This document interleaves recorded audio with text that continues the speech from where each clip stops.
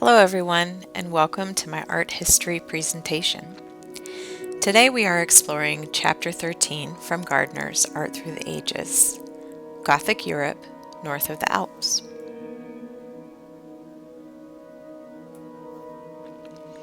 During the 12th and 13th centuries, Europe enjoyed a favorable climate and widespread prosperity. This was a time of change. Intellectual and religious life shifted from monasteries in the countryside to cities. Merchants formed professional associations called guilds, scholars founded the first modern universities, and books written in local spoken languages rather than in Latin became very popular. The papacy was at the height of its power, and the independent nation-states of modern Europe were beginning to take shape. This chapter deals with the development of the Gothic style in three distinct regions: France, England, and the Holy Roman Empire.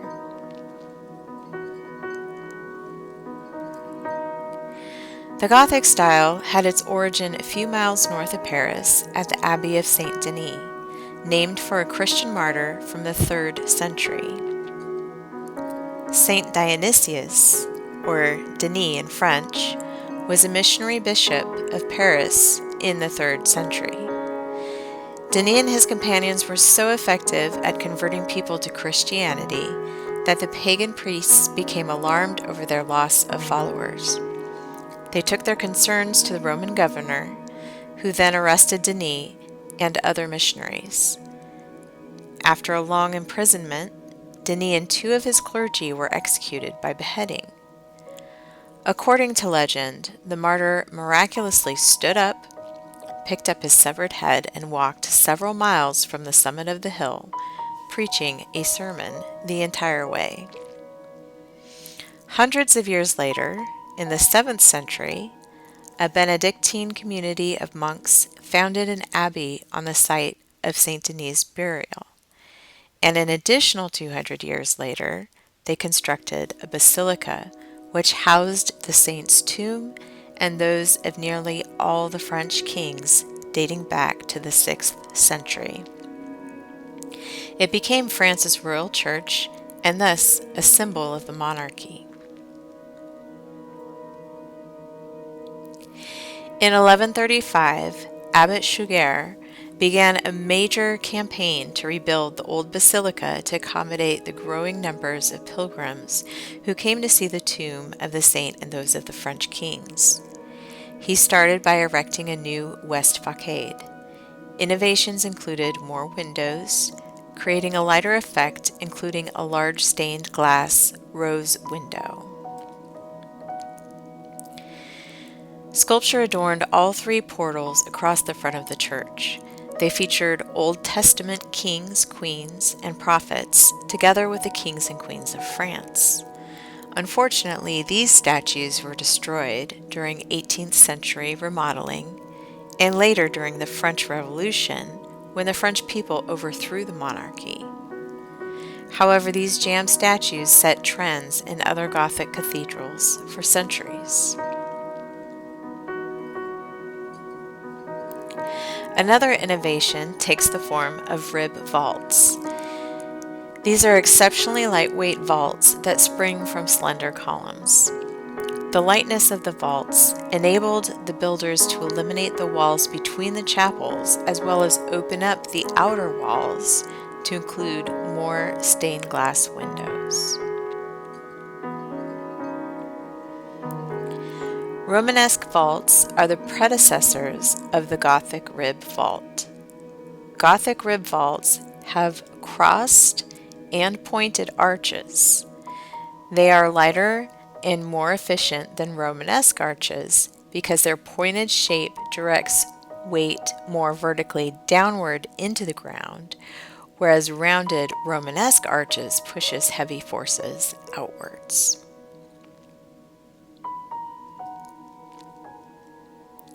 The lightness of the rib vault enabled builders to eliminate the walls between the radiating chapels and the ambulatory, opening up the space considerably.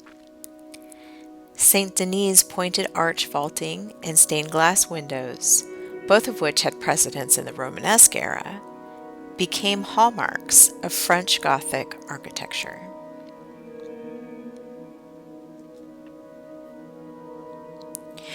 Work on the west facade of Chartres Cathedral began around 1145 and overlapped with that of St. Denis. It is very likely that some of the same stonemasons and sculptors who worked at St. Denis also worked at the Chartres Cathedral, roughly 63 miles away. The portal entrance of the Chartres Cathedral is called the Royal Portal because of the jammed statues of Old Testament kings and queens flanking the three doorways. It is the most complete surviving grouping of early Gothic sculpture. These figures were 12th century clothes, and medieval observers may have regarded them as images of the kings and queens of France. They demonstrated a new interest towards naturalism, which was lost during earlier medieval times.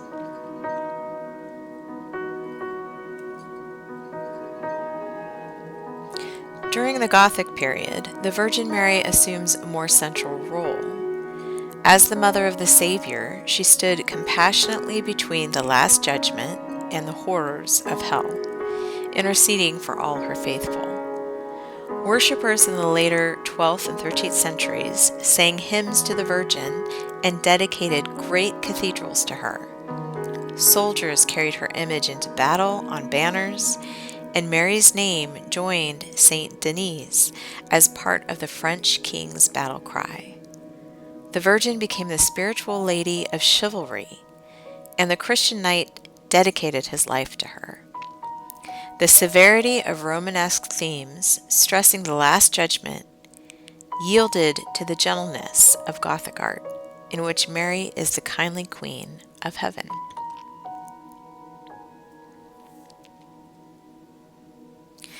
Around 1130, Louis VI moved his official residence to Paris. This spawned a great deal of commercial activity and a building boom, including the building of the Notre Dame Cathedral. Notre Dame is located on an island in the Seine River. One of the distinguishing features of this cathedral is the expansion of area occupied by stained glass. To counterbalance the loss of strength in walls that were now more glass than masonry, exterior supports called flying buttresses were used to counter the outward thrust of the nave vaults. Gothic builders have introduced flying buttresses as early as 1150 in a few smaller churches, but at Notre Dame they appear on a much larger scale and in a great urban cathedral. A few years before the formal consecration of the altar of the Cathedral of Notre Dame, Philip II Augustus succeeded to the throne. Renowned as the maker of Paris, he built the city walls, paved the streets, and built the palace of the Louvre, which is now one of the world's greatest museums. Cities began to emerge as places of scholarship and teaching, a role previously held by monasteries. Although Rome remained the religious center of Western Christendom, Paris became the intellectual capital and the artistic center of the Gothic world. Paris continued to be a center of art, fashion, and design well into the 20th century.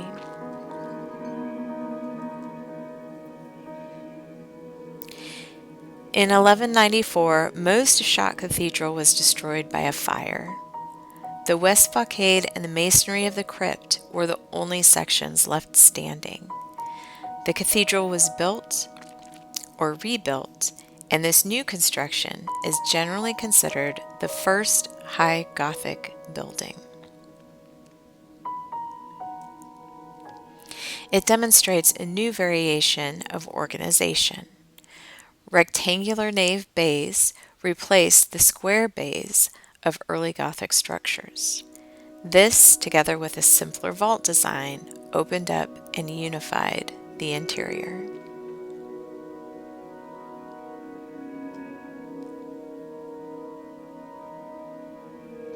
The nave elevation consisted of the clerestory, the triforium, and the nave arcade. The term arcade simply means a series of arches and columns. As we have previously studied, the clerestory contains the windows, the triforium contains arcades either with glass or blind arcades with no glass, and the nave arcade is a series of arches leading to the aisles flanking the nave on either side. This image shows a progression of nave elevations from early Gothic cathedrals to high Gothic cathedrals. Note the expanding opening up of the walls, larger arches and windows, coupled with the diminishing space taken up by masonry. The last example is the nave elevation of Amiens Cathedral, built just after Chartres Cathedral. The design reflects the confident use of the complete High Gothic structural vocabulary, the rectangular bay system, the four-part rib vault, and an external buttressing system that made possible the almost complete elimination of heavy masses and thick weight-bearing walls.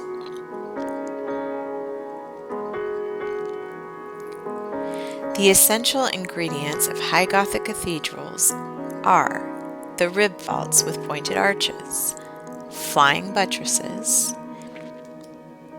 and the huge stained glass windows. Stained glass windows, although not a Gothic invention, are almost synonymous with Gothic architecture. Abbot Suger of Saint Denis called this colored light lux nova, or new light. He regarded the costly furnishings and the light-filled space a spiritual aid. This reflected the spirit of the Gothic age, which witnessed the proliferation of costly stained glass windows and painted stone sculptures.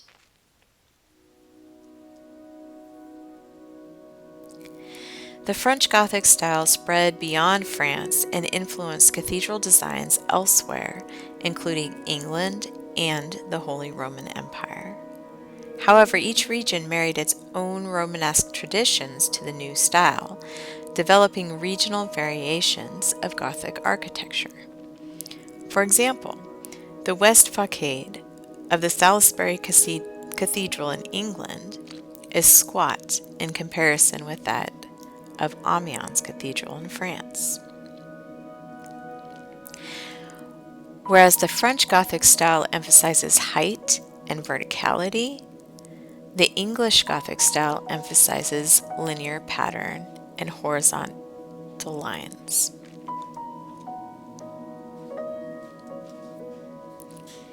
In addition, the Salisbury Cathedral has a double transept and square eastern end.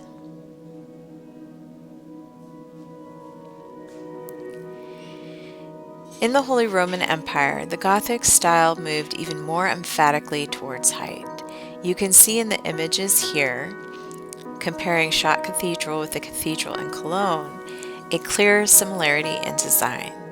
However, the towers of the westworks are taller in the Cologne Cathedral, as are the exterior elements of the ambulatory. Despite the cathedral's lack of heavy masonry walls, proof of its stability came during World War II, when the city of Cologne suffered heavy aerial bombardments. The church survived due to its Gothic skeletal design. After the first few bombs blew out all of its windows, it remained intact for the remainder of the onslaught.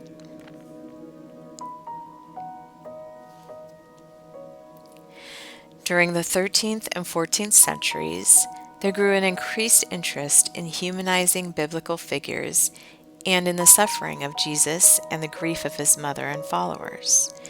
As the figures of the church portals began to show more movement, naturalism, and became more freestanding in their niches, their details became more outwardly related to the human experience of emotion. The sculptor of the Rottgen Pieta, named after a collector, portrayed Christ cradled in the lap of his mother after death by crucifixion, with blood streaming from his wounds. Her face is twisted in anguish, and her grief is palpable.